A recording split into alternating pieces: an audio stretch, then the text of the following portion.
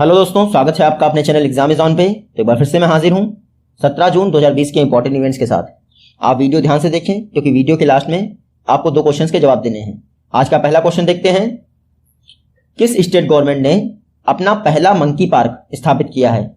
तो रिसेंटली कर्नाटका ने अपने नागावल्ली फॉरेस्ट रीजन में स्टेट का पहला मंकी पार्क स्थापित कर दिया है। देखिए, कर्नाटका में एक रिवर फ्लो होती है जिसका नाम है शरावती रिवर। उसके बैक वाटर रीजन में कर्नाटका का पहला मंकी पार्क स्थापित किया जा रहा है। आप देखिएगा, कर्नाटका इस समय कई सारी न्यूज से चर्चा में है। पहली न्यूज तो ये है कि कर्नाटका ने ऑनलाइन एजुकेशन पर बैन लगा दिया है 5th क्लास तक, यानी 5th क्लास तक के बच्चे ऑनलाइन स्टडी नहीं करेंगे। दूसरी बात यह है, वर्ल्ड का longest railway platform Hubli Karnataka में बनकर रेडी हो रहा है। अब इसकी लेंथ होगी 1400 मीटर, पहले इसकी लेंथ थी 500 मीटर। तो आप देखिएगा, हुबली रेलवे प्लेटफॉर्म कर्नाटका में बन रहा है। बात करते हैं कर्नाटका की, तो कर्नाटका के सीएम कौन है? बीएस येदियुरप्पा जी। गवर्नर है यहाँ के वजू भाईवाला, जो कर्नाटका के बेंगलुरु में बेनरघट्टा नेशनल पार्क है उसने कुछ दिन पहले ही अडॉप्ट एनिमल स्कीम शुरू की थी। तो आप देखिएगा। नेक्स्ट क्वेश्चन है, उकाई डैम किस भारतीय राज्य में स्थित है? तो उकाई डैम स्थित है गुजरात में। आप देखिएगा, देखिए मैप में गुजरात है। उकाई डैम जो है आपका ताप्ती रिवर, जिसको कई जगह पे तापी कहते हैं, उस रिवर पर स्थित है और इसे वल्लभ सागर डैम के नाम से भी जाना जाता है। ये न्यूज में इसलिए है क्योंकि पहली बार जो इसका वाटर लेवल है वो 319.86 फीट तक पहुंच गया है। तो आप देखिएगा, जो आपकी ताप्ती रिवर है वो सतपुड़ा रेंजेस से निकलती है एमपी में और ऐसे बहते हुए सूरत से होकर अरब सागर में मिल जाती है। कहां पर? Gulf of Khambhat. तो आप देखिएगा, खंभात की खाड़ी में ताप्ती रिवर अरब सागर से मिल जाती है। गुजरात की बात करें तो मैप आपने देख लिया। सीएम कौन है यहाँ के? विजय रूपाणी जी। गवर्नर हैं आचार्य देवव्रत जी। तो आप देखिएगा, कुछ दिन पहले गुजरात ने सुजलाम सुफलाम जल संचय अभियान स्टार्ट किया था। उसके अलावा जो रूफ टॉप सोलर है उसमें गुजरात ने टॉप किया है। आप देखिएगा। नेक्स्ट क्वेश्चन देखते हैं, किस इंडियन बैंक ने Insta flexi cash overdraft facility start की है अपने सैलरी अकाउंट होल्डर्स के लिए? तो रिसेंटली आईसीआईसीआई बैंक ने जितने भी सैलरी अकाउंट होल्डर्स हैं उनके लिए Insta flexi cash facility start की है। देखिए, इंस्टा फ्लेक्सी कैश फैसिलिटी एक तरह की ओडी फैसिलिटी यानी ओवरड्राफ्ट फैसिलिटी है। इसमें कोई भी पर्सन जिसका सैलरी अकाउंट आईसीआईसीआई बैंक में है वो अपनी सैलरी का मैक्सिमम 3 गुना तक अपनी रिक्वायरमेंट के हिसाब से निकाल सकता है इंस्टेंटली, बिना किसी ब्रांच में जाए हुए।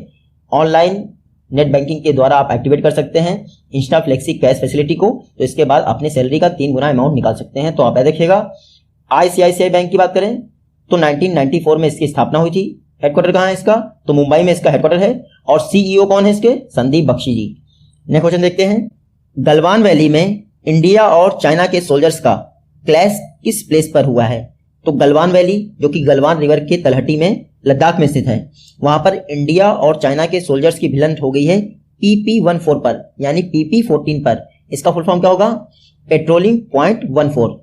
चाइना का कहना है कि इंडिया वाले उसकी टेरिटरी में थे, लेकिन रियलिटी ये है कि जो नो मैंस लैंड है वहां पे चाइनीज सोल्जर आके इन्होंने अपना जो है पॉइंट बना लिया है। अब इंडिया वाले कह रहे हैं कि आप वापस जाइए, लेकिन ये मान ही नहीं रहे हैं। काफी टाइम हो गया है।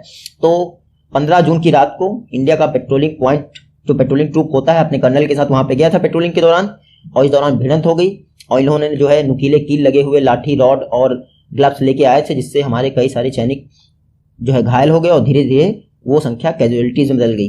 इसमें इंडिया के लगभग 20 जो है सोल्जर्स टोटल शहीद हो गए हैं और चाइना की तरफ से लगभग ऐसा कहा जा रहा है कि 43 जो उनके सोल्जर्स मारे गए हैं। तो आप देखिएगा, देखिए 6 जून को मैंने आपको पढ़ाया था कि कोर कमांडर लेवल की बात हुई थी जिसमें लेफ्टिनेंट जनरल हरिंदर सिंह जी ने इंडिया को रिप्रेजेंट किया था।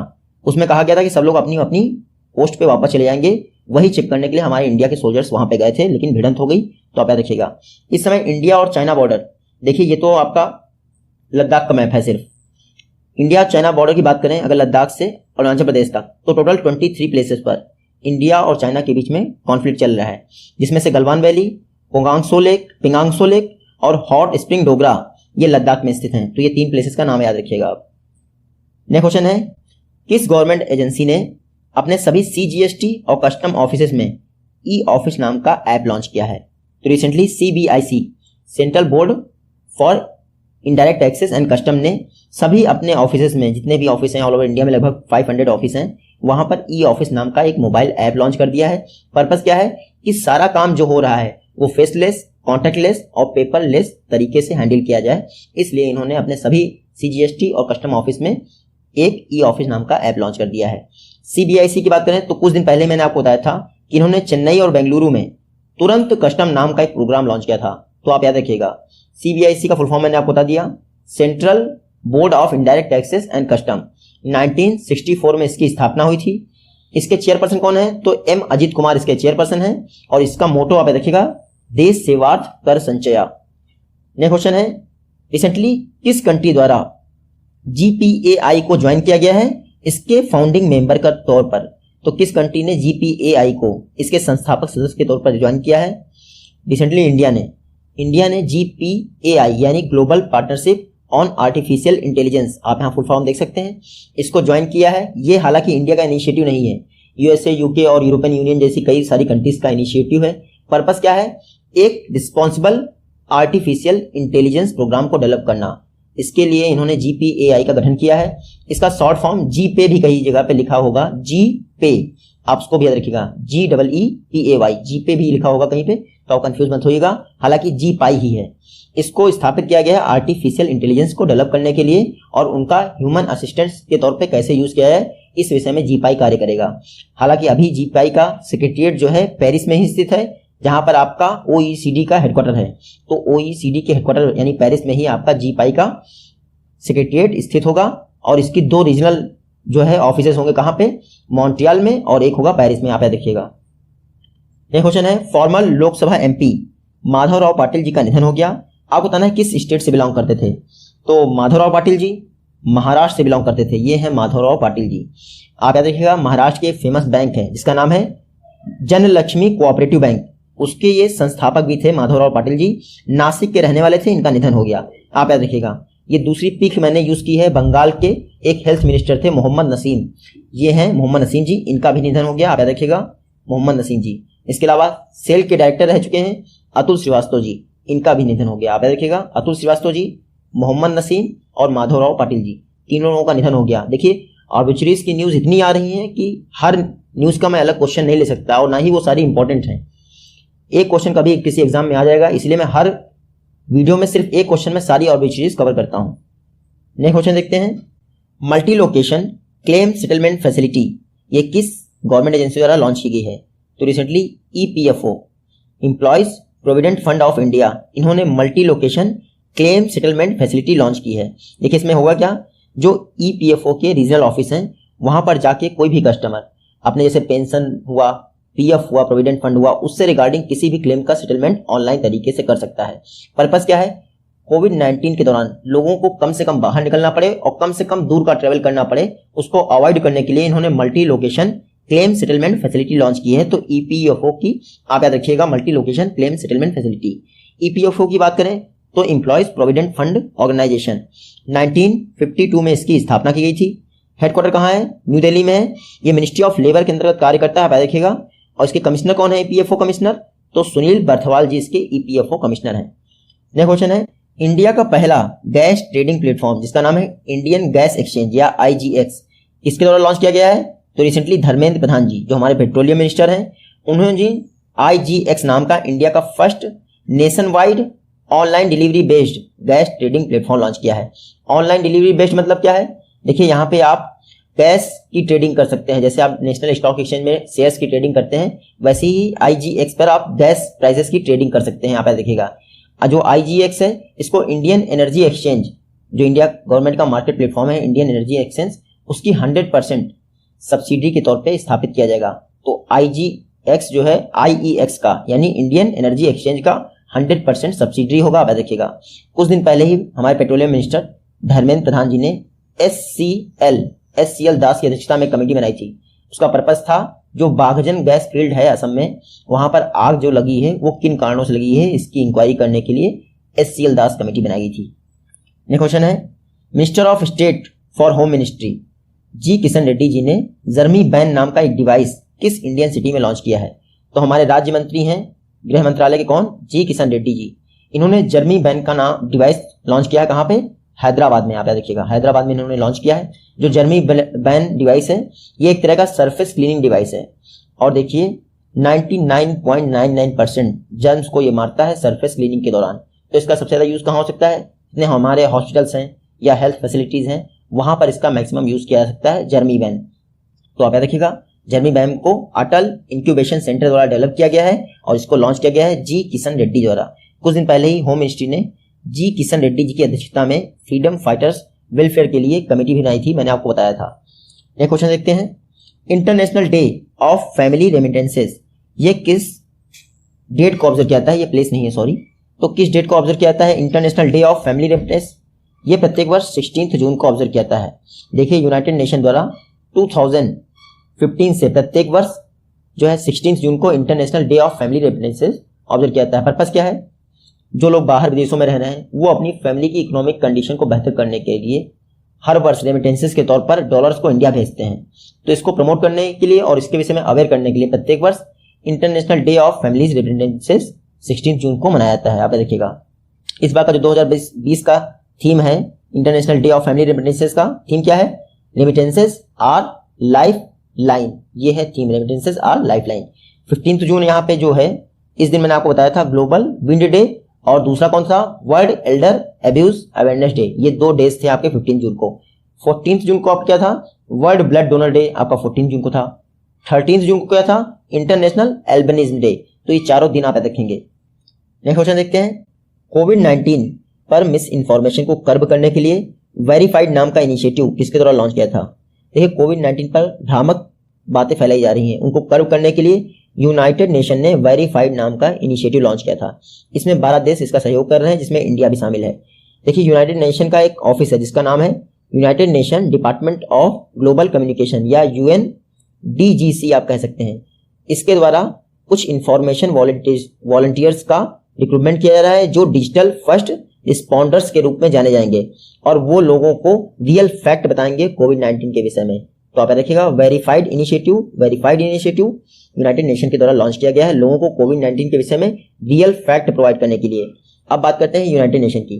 तो यूनाइटेड नेशन की स्थापना हुई थी 24 अक्टूबर 1945 को। इसी दिन आपका UN डे मनाया जाता है। इसका हेडक्वार्टर कहाँ है? न्यूयॉर्क में हेडक्वार्टर है। और सेक्रेटरी जनरल कौन है? एंटोनियो गुतेरेस, जो कि पुर्तगाल से बिलोंग करते हैं। नेक्स्ट क्वेश्चन है, Naoroji pioneer of Indian nationalism book किसके द्वारा लिखी गई है? तो ये बुक लिखी गई है दिनकर पटेल जी के द्वारा। देखिए, हार्वर्ड यूनिवर्सिटी ने 20 मई से इसको पब्लिश करना स्टार्ट कर दिया है। नौरोजी जी की बायोग्राफी है ये, Naoroji pioneer of Indian nationalism. देखिए, दादा भाई नौरोजी, इनको grand old man of India कहा जाता है। 1885 में इंडियन कांग्रेस की स्थापना हुई थी। इसका जो सेकंड अधिवेशन हुआ था इंडियन नेशनल कांग्रेस का 1886 में, दादा भाई नौरोजी ने इस बैठक की अध्यक्षता की थी, यानी प्रेसिडेंट रहे थे। इसके अलावा दादा भाई नौरोजी की एक फेमस बुक है जिसका नाम है poverty and un British rule in India. इसमें इन्होंने ये बताया है कि इंडिया से कैसे ये लोग धन लूट के ब्रिटिशर्स अपने देश ले जा रहे हैं और इंडिया को गरीब बना रहे हैं। तो poverty and un British rule in India दादा भाई नौरोजी की फेमस बुक है। अब इनकी बायोग्राफी पर आधारित एक बुक लिखी गई है जिसका नाम क्या है? Naoroji pioneer of Indian nationalism, Dinkar Patel ji ने लिखी है। नेक्स्ट क्वेश्चन देखते हैं, किस कंट्री ने अनाउंस किया है कि 2050 तक वो जेट जीरो कर देगी? तो रिसेंटली जेट जीरो प्लान 2050 तक अनाउंस किया गया है यूके के द्वारा। तो आप देखिएगा, यूके ने कहा है कि जो जेट या फिर एविएशन सेक्टर है उसके द्वारा कार्बन एमिशन होता है उसको 0% कर देगी, यानी कि एविएशन सेक्टर से कोई पोल्यूशन नहीं होगा, कोई भी ग्रीन हाउस गैस उत्सर्जन नहीं होगा। यूके आप देख सकते हैं, यूके और फ्रांस के बीच में इंग्लिश चैनल है, आप देखिएगा, यूके और फ्रांस के बीच में। यूके के पीएम कौन है? बोरिस जॉनसन जी हैं और इन्होंने शपथ ली है कि 2050 तक ये जेट जीरो यानी एविएशन सेक्टर से होने वाले जीएसटी को जीरो कर देंगे। नेक्स्ट क्वेश्चन देखते हैं, कैथी ल्यूडर्स, इनको किस स्पेस एजेंसी ने अपने ह्यूमन स्पेस फ्लाइट प्रोग्राम का फर्स्ट फीमेल हेड अपॉइंट किया है? तो ये हैं कैथी ल्यूडर्स। इनको नासा के द्वारा अपने ह्यूमन स्पेस फ्लाइट प्रोग्राम का फर्स्ट फीमेल हेड बनाया गया है। अभी तक कोई मेल पर्सन ही इस पद के लिए अपॉइंट होता था। कैथी ल्यूडर्स ऐसा करने वाली पहली महिला बन गई हैं, आप याद रखिएगा। नासा की बात करते हैं तो 1958 में इसकी स्थापना हुई थी। किसके द्वारा? ड्वाइट डी आइजनहावर, जो कि इंडिया में आने वाले फर्स्ट अमेरिकन प्रेसिडेंट बने थे। नासा का हेडक्वार्टर कहाँ है? वॉशिंगटन डीसी में। और वर्तमान में नासा के एडमिनिस्ट्रेटर कौन है? जिम ब्रिडेस्टाइन नासा के एडमिनिस्ट्रेटर हैं।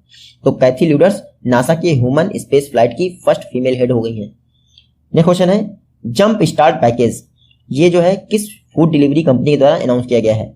जंप स्टार्ट पैकेज स्विगी ने अनाउंस किया है। जितने भी इसके रेस्टोरेंट पार्टनर्स हैं उनको अपने बिजनेस को दोबारा ओपन करने के लिए एक फिनेंशियल असिस्टेंट प्रोवाइड करने के लिए स्विगी ने जंप स्टार्ट पैकेज रिस्टार्ट किया है। देखिए, जो भी रेस्टोरेंट पार्टनर्स हैं स्विगी के, उनके पास फाइनेंशियल क्राइसिस आ गया है, अपने रेस्टोरेंट्स को ओपनिंग करने में दिक्कत आ रही है उनको, अब स्विगी उनकी हेल्प करेगा फाइनेंस प्रोवाइड करने के लिए। इसके लिए उसने जंप स्टार्ट पैकेज अनाउंस किया है। स्विगी की बात करते हैं, 2014 में इसकी स्थापना हुई थी। हेडक्वार्टर इसका कहाँ है? बेंगलुरु में इसका हेडक्वार्टर है। सीईओ चीफ एग्जीक्यूटिव ऑफिसर है श्री हर्ष मजेठी जी। तो आप देखिएगा। नेक्स्ट क्वेश्चन है, पे एज यू फ्लाई ये कॉन्सेप्ट किस जनरल इंश्योरेंस कंपनी द्वारा अनाउंस किया गया है? पे एज यू फ्लाई, देखिए ये ड्रोन सेक्टर के लिए है, ड्रोन सेक्टर के लिए है। अभी तक लाइफ इंश्योरेंस सेक्टर में ऐसा आता था कि आपको थर्ड पार्टी इंश्योरेंस प्रोवाइड किया जाता था। इसमें क्या होता था, जैसे आपकी गाड़ी किसी और की गाड़ी से लड़ गई तो आपकी गाड़ी का तो इंश्योरेंस है ही है, आपका भी इंश्योरेंस है, लेकिन जो आपके सामने जिसको आप हिट कर रहे हैं उसका भी इंश्योरेंस प्रोवाइड किया जाता था इस इंश्योरेंस में। तो अब इसी तरीके का इंश्योरेंस ड्रोन सेक्टर में यानी कि जनरल इंश्योरेंस की सेक्टर में भी ला दिया गया है। थर्ड पार्टी कवर आपको प्रोवाइड किया जाएगा ड्रोन सेक्टर में। किसके द्वारा? HDFC Ergo. तो HDFC एर्गो ने पे एज यू फ्लाई नाम का एक कॉन्सेप्ट लॉन्च किया है। इसके तहत आपको third party claim settlement provide किया जाएगा। तो आप याद रखिएगा। बात करते हैं HDFC एर्गो की। 2002 में इसकी स्थापना हुई थी। इसका हेडक्वार्टर कहाँ है? मुंबई में है। MD यानी मैनेजिंग डायरेक्टर कौन है इसके? तो रितेश कुमार जी हैं। तो आप याद रखिएगा। और आप याद रखिएगा HDFC एर्गो HDFC बैंक की एक सब्सिडरी है और जनरल इंश्योरेंस कंपनी है। लास्ट क्वेश्चन आज का, वर्क प्लेस रेडीनेस इंडिकेटर ये जो है किस इंस्टीट्यूशन द्वारा डेवलप किया गया है? तो work place readiness indicator develop किया गया है IISc बेंगलुरु के द्वारा। IISc बेंगलुरु ने ये इंडिकेटर डेवलप किया है। पर्पस क्या है? देखिए, ये इंडिकेटर कुछ पॉलिसीज फ्रेम कर रहा है। इसमें क्या होगा, जितने भी ऑर्गेनाइजेशन है वापस अपनी मैन्युफैक्चरिंग स्टार्ट करना चाहते हैं या अपना ऑफिस खोलना चाहते हैं, तो कुछ सर्टेन गाइडलाइंस फॉलो करके वो खुद को कोविड-19 से बचा सकते हैं। इसके लिए हमारे भारतीय विज्ञान संस्थान या IISc बेंगलुरु ने work place readiness indicator develop किया है। देखिएगा, ये प्रीवियस वीडियो के क्वेश्चन हैं और ये आज की वीडियो से क्वेश्चन है। आई होप कि आप इनका जवाब दे पाएंगे। मिलते हैं आपसे अपनी नेक्स्ट वीडियो में, तब तक के लिए take care, goodbye and जय हिंद।